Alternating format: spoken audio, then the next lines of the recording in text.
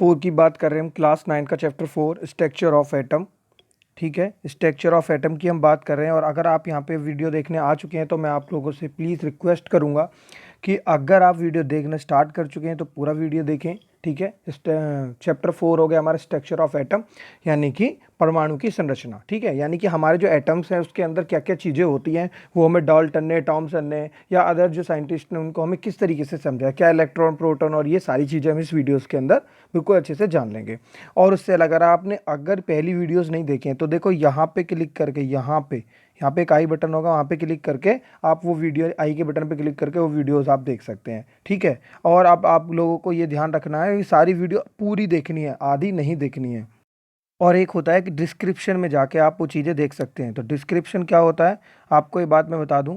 Description जो होता है हमारा, वो होता है ये वाली लाइन, ये जो दिख रही है ना आपको, ये यानी ये वाला। जब आप वीडियो प्ले करते हो तो यहाँ पे क्लिक करके करेंगे तो ये, अब मैंने क्लिक किया हुआ है तो ये नीचे दिखेगा। ठीक है, कुछ इस तरीके की वीडियो दिखेंगे, जैसे फर्स्ट वीडियो, सेकंड वीडियो, इस तरीके की दिखेंगे। यहाँ पे रेड पे क्लिक करके सब्सक्राइब हो सकता है। ठीक है, तो वीडियो पूरी देखेंगे, बात समझ में आएगी। और ये हमारा डिस्क्रिप्शन होता है। जब भी मैं इसकी बात करता हूँ इसका मतलब ये वाले की बात करता हूँ, जिसको हम क्लिक करके नीचे सारी चीज़ें खुल जाती हैं। ठीक है, बात समझ में आई। अब वीडियो शुरू करते हैं। ठीक है, तो हम बात करेंगे द स्ट्रक्चर ऑफ एटम की, यानी स्ट्रक्चर ऑफ एन एटम, यानी कि एटम की हमारी क्या स्ट्रक्चर है।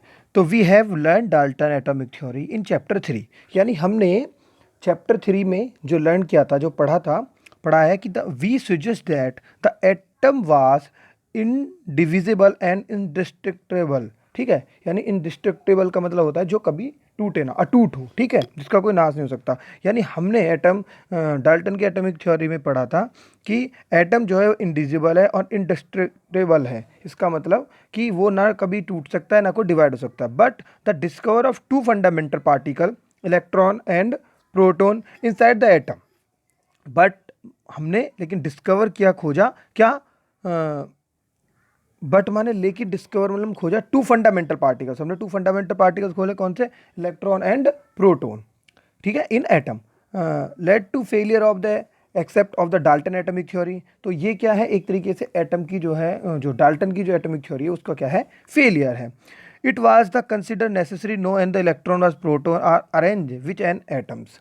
तो इस was the consider necessary to know, तो हमें ये बहुत जरूरी हो गया जानना, how to electron proton are arrange with an atom, यानी कि एटम में वो किस तरीके से अरेंज है। For example the many scientist the propose various of atomic model, J J Thomson was first propose the atomic model the structure of atom. ठीक है, यानी जे जे थॉमसन वो पहले व्यक्ति थे जिन्होंने, बहुत सारे साइंटिस्ट ने इसके मॉडल्स दिए हैं, लेकिन जे जे थॉमसन ने पहले साइंटिस्ट थे जिन्होंने प्रपोज किया स्ट्रक्चर ऑफ एटम। तो हम जे जे थॉमसन की इस बात को पढ़ेंगे अब। तो थॉमसन का मॉडल क्या था, तो Thomson model of atom, Thomson propose to model of atom is similar to the Christmas pudding, यानी कि थॉमसन ने एक मॉडल दिया जिसको आप एक क्रिसमस केक की तरह ले सकते हैं। मैं आपको ऐसे ही ऑरली समझा देता हूँ, आप पढ़ लेना, इसमें यही लिखा हुआ है। तो उन्होंने क्या बताया कि जो क्रिसमस जो केक है, आप केक समझिए, जो केक में जो ऊपर क्या लगे होते हैं, जो ऊपर मेवे लगे होते हैं ना, ड्राई फ्रूट्स जो होते हैं जिनको बोलते हैं। ठीक है, तो उनको उन लोगों ने क्या मान लिया, उनको आयंस माना। ठीक है, उन्होंने उनको पावर्स माना, चार्जेस माना इलेक्ट्रॉन्स का। ठीक है, और दूसरा एग्जांपल उन्होंने लिया था क्या, वाटरमेलन का। यानी वाटरमेलन में जो हमने देखा कि जो उसके जो क्या होते हैं, जो रेड वाला पार्ट होता है, ठीक है, यहाँ पे लिख रहा होगा, ये लिख रहा है यहाँ पे। ठीक है, वाटरमेलन का जो रेड वाला पार्ट था उसको तो उन्होंने पॉजिटिव चार्ज माना, और जो उसके सीड्स थे यानी उसके जो बीज थे उसको क्या बोलता, उनको इलेक्ट्रॉन माना। आपको मैं बता दूं, इलेक्ट्रॉन पर नेगेटिव चार्ज है, यहाँ पे जो पॉजिटिव चार्ज लिख रहा है ना, पॉजिटिव चार्ज, तो वो गलत है। मतलब वो उन्होंने इस तरीके से नहीं लिखा है कि दोनों पॉजिटिव है। उन्होंने बोला है कि इलेक्ट्रॉन जो है वो हमारे एक जो सीड्स हैं वो इलेक्ट्रॉन हो गए, जो रेड वाला पार्ट है वो हमारा प्रोटॉन हो गए। तो प्रोटॉन एंड इलेक्ट्रॉन, तो प्रोटॉन पॉजिटिव चार्ज रखते हैं और इलेक्ट्रॉन नेगेटिव चार्ज करते हैं। ठीक है, तो इस तरीके से उन्होंने जो बताया उससे एक बात क्लियर हो गई। क्या क्लियर हो गई, कि जो एटम्स हैं उनके अंदर क्या होता है, एक प्रोटॉन होता है, एक पॉजिटिव चार्ज होता है और एक नेगेटिव चार्ज होता है। और लास्ट में आपको ये बता दें कि सारे जो एटम्स हैं दुनिया में, जितने भी एटम्स होते हैं, जो भी एटम्स हैं मतलब, वो क्या होते हैं, उनके ऊपर कोई चार्ज नहीं होता है। ठीक है, इनके ऊपर नेग्लिजिबल चार्ज होता है, यानी उनकी जो वैल्यू होती है वो जीरो होती है चार्ज की। तो ये बात भी क्लियर हो कि जितने पॉजिटिव हैं उतने ही नेगेटिव हैं। अब आगे चल के उन्होंने क्या प्रॉब्लम हुई, उन्होंने क्या दिक्कत हुई, तो थॉमसन ने जो बातें बताई थी हमें, वो क्या है ऊपर लिखी हुई है, मैं आपको बताता हूँ। उससे पहले मैं आपको एक थोड़ा सी बात बता दूं कि जो थॉमसन है, जे जे थॉमसन के बारे में अब ध्यान रख लेना ये कायदे में है क्या, थॉमसन लिखा हुआ, जे थॉमसन, लेकिन इसे टॉमसन भी बोला जाता है, ठीक है। तो वैसे टॉमसन ही सही शब्द है। चलो देखते हैं इसके बारे में, थोड़ी सी जानकारी मिल जाए तो अच्छी बात है। तो जे टॉमसन जो है वो 1856 में उनका बॉर्न हुआ था और 1940 में वो उनकी डेथ हो गई थी। ए ब्रिटिश फिजिसिस्ट थे, यानी कि ब्रिटिश थे लोग बाग। वाज बॉर्न इन ए किसमें, क्रीचम हिल। क्रीचम हिल में क्या हुआ इनका, मैनचेस्टर के क्रीचम हिल में इनका क्या हुआ था, जन्म हुआ था। और ये क्या थे, 18 दिसंबर 1856 में, 18 दिसंबर 86 में मैनचेस्टर के क्रीचम हिल में इनका जन्म हुआ था। इन्होंने इलेक्ट्रॉन की जो डिस्कवर किया था उसके लिए उन्होंने नोबेल पुरस्कार मिला था 906 यानी 96 में। उसके उन्होंने जो है क्या बोला, फिजिक्स में जो नोबेल पुरस्कार मिला जब वे कितने थे, 35 ईयर्स के थे, ठीक है, 35 ईयर्स के थे। और कैम्ब्रिज के एक ये लिख रहा, कैम्ब्रिज की कौन सी, कैवेंडिश लाइब्रेटरी में इन्होंने 35 ईयर्स तक क्या किया था, रिसर्च की थी। उसके बाद इनको नोबेल पुरस्कार मिला था। और इनके जो सभी रिसर्चर्स थे, मतलब सहयोगी थे, उनको भी आगे चल के क्या मिला था, नोबेल मिला था, ठीक है। आगे चल के जो थॉमसन ने जो प्रपोज किया था, जो बताया था, मैं उसके बारे में कह रहा था कि उसने क्या बातें बताई थी और क्या क्या वेरीफाइड हो गई थी। An atom the consist of the positively charge sphere and the electron are embedded in it. मतलब कि जो हमारा पॉजिटिव चार्ज का होता है वो एक स्पेयर होता है और उसमें इलेक्ट्रॉन्स जो है वो क्या होते हैं, धसे हुए रहते हैं, घुसे हुए रहते हैं, ठीक है। उसके बाद the negative and positive charge are equal to magnitude. मतलब कि उन्होंने ये बताया कि नेगेटिव और पॉजिटिव चार्ज क्या है, सेम है। तो so that atom is the whole is electrical neutral. तो वो क्या है, एटम्स क्या है, न्यूट्रल। तो ये बात उनके से all through atoms model explained that atoms are electrical neutral. यानी कि उन्होंने क्या बता दिया था, हालांकि उन्होंने ये बात बता दी थी कि उनका जो मॉडल है वो एक इलेक्ट्रिकल न्यूट्रल है, स्पेशली उन्होंने इस बात को सही से एक्सप्लेन कर दिया था। लेकिन electrical the result of experiment carried out by the other scientist could not be explain by model he will see below. यानी कि जो अदर साइंटिस्ट थे उन्होंने जब एक्सपेरिमेंट किए वो उससे क्या हो गए, मतलब कि खुश नहीं हो पाए, ऐसा समझ सकते हो कि वेरीफाई नहीं कर पाए उस मैटर को। तो वो हमने नीचे यहाँ पे पढ़ा है। तो यहाँ पे देखते हैं रदरफोर्ड का जो है एटॉमिक मॉडल। अब तक हमने क्या पढ़ा था, थॉमसन का मॉडल पढ़ा था, लेकिन अब जाके हम किसका पढ़ेंगे, रदरफोर्ड का मॉडल पढ़ेंगे, ठीक है। तो रदरफोर्ड के मॉडल के बारे में देख, तो यहाँ पे रदरफोर्ड का model, Rutherford model of an atom, ठीक है। तो अर्नेस्ट रदरफोर्ड, यानी कि अर्नेस्ट रदरफोर्ड का फुल नेम है, was interested is known how the electron are arrange win is the atom. यानी कि रदरफोर्ड जो थे वो बहुत ही उत्सुक थे, या उनकी इच्छा थी कि वो देखें कि how to electron are arrange win in the atom, यानी एटम्स में जो है इलेक्ट्रॉन वो किस तरीके से लगे हुए हैं।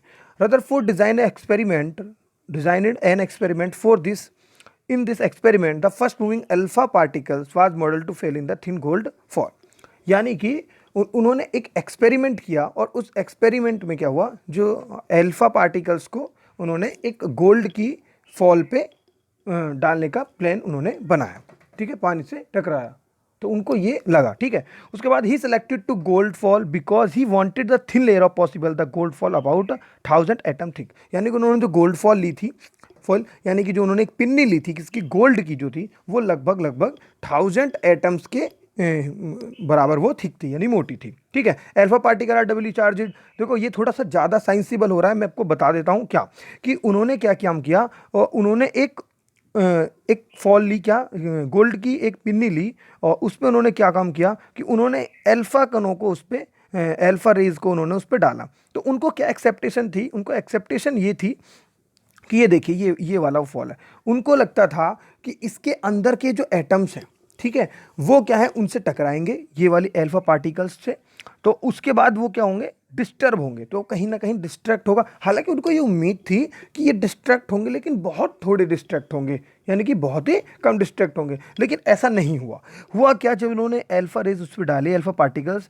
तो वो क्या हो गए, सीधे एकदम बिल्कुल कंटिन्यूस सीधे निकल गए। तो बड़े शॉक्ड हो गए कि उनको तो लगा था कि भाई ये तो वो थोड़ा बहुत डिस्ट्रैक्ट होंगे, लेकिन वो डिस्ट्रैक्ट नहीं हुए। लेकिन उन्होंने देखा कि लगभग यानी कि 12,000 कह सकते हो, 12,000 पार्टिकल्स में से एक पार्टिकल कंप्लीटली क्या हो गया, रिटर्न होके वापस आया, कंप्लीटली रिटर्न होके वापस आया। शायद मैं यहाँ पे लिखा हुआ है, मैंने पढ़ा था कहीं पे।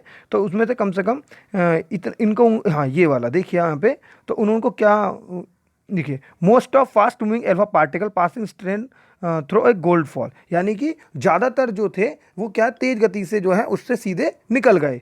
सम of alpha particle are deflected by foil by small angle, यानी बहुत सारे क्या हुआ, डिफ्लेक्ट हो गए जो कि उसमें उम्मीद थी, लेकिन बहुत ही स्मॉल एंगल्स पे हुए। तो surprisingly 1 out of every 12,000 particles by rebounded, मतलब कि वापस ही आ गया कंप्लीटली। तो यहाँ रदरफोर्ड ने उसके बारे में लिखा, in word of the Rutherford, the result was almost is incredible as you fire a 15 inch shell a pieces of tissue paper and come back on hit you. यानी कि रदरफोर्ड ने इस बात में इसलिए कहा है कि ये इस तरीके से उनके लिए क्या कहें, एकदम विश्वास करने योग्य नहीं था कि अगर आप 15 इंच की किसी तोप के गोले को किसी टिश्यू पेपर पे फेंक के मारो तो वो वापस आपकी तरफ आई। यानी इस तरीके से मुझे ये शॉकिंग लगा था उस समय, इनक्रेडिबल था, ठीक है, उनके लिए। तो यहाँ पर रदरफोर्ड के बारे में थोड़ा सा समझ लेते हैं। हालांकि ये हमारे पार्ट का कोई हिस्सा नहीं है, लेकिन फिर भी हम बताते हैं, चलते हैं, थोड़ा सा जानकारी जरूरी है। तो हम कह सकते हैं अनरेस्ट रदरफोर्ड, यहाँ पे लिखा है ई रदरफोर्ड का मतलब हो गया अनरेस्ट रदरफोर्ड। 1871 से लेके 1937 में हुए थे। इनका जो जन्म है वो 30 अगस्त 1871 में स्प्रिंग ग्रोवा में हुआ था। और इन्होंने क्या करा है, जो न्यूक्लियस है ना, न्यूक्लियर फिजिक्स पे इन्होंने क्या काम किया है, इनको बहुत ही ज़्यादा इंटेलिजेंट या उनका फादर माना जाता है, ठीक है। और उससे उन्होंने रेडियो एक्टिव धर्मिता यानी रेडियो एक्टिविटी यानी रेडियो धर्मिता and discover the nucleus atom with the gold foil experiment, he got a Nobel prize of chemistry 1908। बड़ी अजीब बात नहीं लगती आपको कि 1908 में उनको क्या मिला था, नोबेल पुरस्कार मिला था। और ये क्या लिखा हुआ भाई यहाँ पे, the Nobel prize in chemistry,